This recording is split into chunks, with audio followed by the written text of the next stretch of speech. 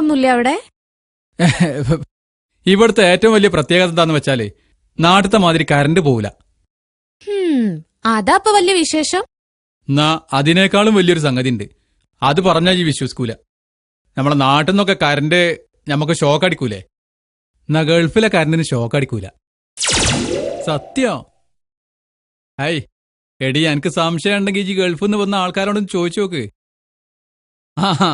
ആ പിന്നൊരു കാര്യം, സൗദിയിലും ഖത്തറിലൊക്കെ എങ്ങനെ നിങ്ങൾക്ക് അറിയില്ല. ഞാൻ കുവൈത്തിലെ കാര്യമാണ് പറഞ്ഞത്. ഇവിടുത്തെ കറണ്ടിന് ഷോക്ക് അടിക്കൂല, അത് എനിക്ക് ഉറപ്പാ. എടി, ഞാനിപ്പോ എന്റെ ഒരു വിരല് പ്ലഗിന്റെ ഉള്ളിലിട്ട് സ്വിച്ച് ഓൺ ആക്കി നിൽക്കുക. പറഞ്ഞാ വിശ്വാസാവില്ല. എന്റെ പടച്ചോനെ, ഇമ്മാതിരി വർത്താനം കേൾക്കുമ്പോഴാ എനിക്ക് ഷോക്ക് അടിക്കാതെ കരണ്ടേ. നിങ്ങൾ ആരോടാ ഈ വർത്താനൊക്കെ പറയണത്? എടി ചൂടല്ലേ, ഞാൻ പറഞ്ഞു മുഴുവനാക്കട്ടെ. അന്നൊരിക്കലും വിസിറ്റിംഗ് വിസ എടുത്തിട്ട് ഞാൻ കുവൈത്തേക്ക് കൊണ്ടുവരും. എന്നിട്ട് എനിക്ക് ഞാൻ ബോധ്യപ്പെടുത്തി തരാം ഇവിടുത്തെ കറണ്ടിന് ഷോക്ക് അടിക്കുമല്ലേ എന്നുള്ളത്. ഇങ്ങോട്ട് വിശ്വസിച്ചാൽ മതി. അതൊക്കെ പോട്ടെ, എന്തൊക്കെ വാപ്പാന്റെ ഇമ്മാന്റെ ഒക്കെ വർത്താനം. മരുന്നൊക്കെ കുടിക്കണ്ടല്ലോ വാപ്പല്ലേ? ഒന്ന് ശ്രദ്ധിക്കണം കേട്ടോ. പിന്നെ അളിയന്റെ വർത്താനം എന്തൊക്കെ? അവിടെ വരലുണ്ടോ? വീട്ടിക്ക് വരലുണ്ടോ?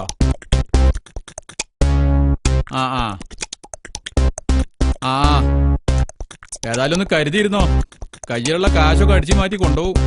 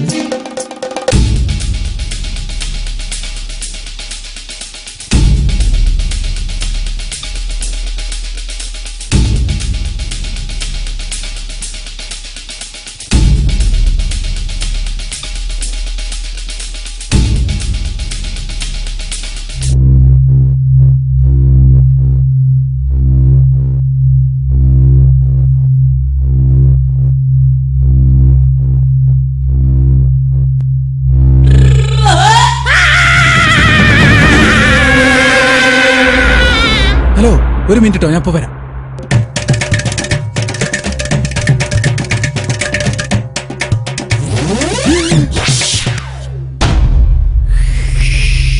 സൂപ്പിയെ, എന്താ പറ്റിയത്?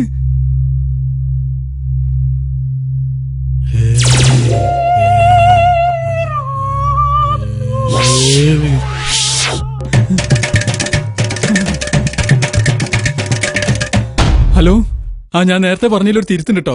ഗൾഫിലെ കറണ്ടിന് ഷോക്ക് അടിക്കും. എന്നാ ഞാൻ രാത്രി വിളിക്കാം, എനിക്കൊരാൾ ആശുപത്രി കൊണ്ടാണ്.